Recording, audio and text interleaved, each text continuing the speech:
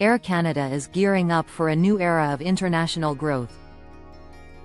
The Airbus A321XLR joins the fleet in 2026, built for longer, leaner transatlantic routes.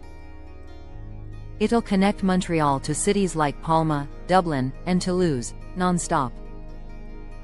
With a range of 8,700 kilometers, it flies farther, burns less fuel, and supports net zero goals.